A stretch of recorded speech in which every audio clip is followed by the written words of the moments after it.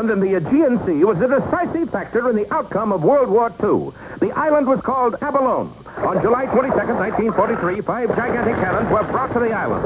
It wasn't long before they were bombarding every spot on the globe, generally causing a terrible nuisance. What to see is an account of how these fearsome leviathans were silenced.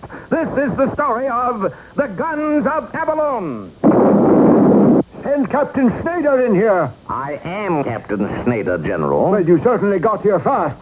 Schneider, form a group of commandos and destroy those guns the narrator was talking about. To hear is to obey. Thus came about the formation of Schneider's Raiders. To make a short story even shorter, Schneider's Raiders accomplished what they set out to do. The Guns of Abalone were silenced, but not forever. 18 years later, a reunion was held on the second floor of a one-store building. Captain Schneider, older and wiser, proposed a toast to his comrades. So drink, chug-a-lug, chug-a-lug, chug-a-lug. So drink, chug-a-lug. Include me out, Captain. What's wrong, Crenshaw? Are you driving tonight? No, it's them headlines in the paper. And there in black pica were the words, Guns of Abalone, renew firing. The paper's wrong.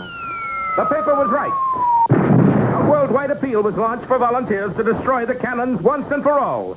Alas, not one volunteer stepped forward. Hokey smoke, Bullwinkle, we're out of milk. One of us has got to run down to the store. Leave it to me, Rock. I'll go. Wouldn't you know it, those last two words, I'll go, were overheard by a newspaper reporter who relayed them to his editor, who relayed them to a linotype machine, who relayed them to page 1 of the Frostbite Falls Flyer. Read all about it. Bullwinkle says he'll go. Is it true, Bullwinkle? You're going to Abalone? Oh, I never shop at Abalone's. Too crowded, you know. I always buy my groceries at the J&T. You don't understand, Bullwinkle. Somehow or other, when you said you'd go, everyone assumed you'd volunteer to go to an island in the Aegean Sea. What's wrong with the milk in this country? It took Rocky the better part of the night to explain what had happened. In fact, he was still explaining about a jet airliner bound for Europe. And if those cannons aren't taken care of, they could blow up the world. What's that got to do with the price of milk? We've nothing better to do, so let's jump ahead of our heroes to their eventual destination. Now, the island of Abalone isn't very large, yet the cannons are not easily discernible. That's because they are camouflaged. You see that small building with the 5 smokestacks? Well, those smokestacks are in reality smokestacks. The cannons are on the other side of the island, disguised as trees. Whoops, there they go. Oh, boy, Boris, those things make loud booms. You think that's loud? Wait till world gets ransom note. Then you hear noise.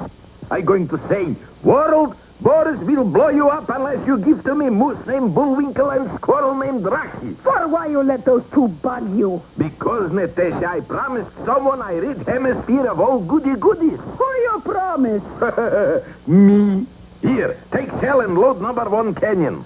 Yes, those two ne'er-do-wells, Boris Badenov and Natasha Petau, were responsible for reactivating the Guns of Abalone. Who we aim for this time, darling? Oh, we take potluck. Shell arched its way up into the sky, then took off on a straight line for the airplane carrying our heroes. And that's one of the few straight lines in the show. Will it be a direct hit? Will the real Bullwinkle stand up?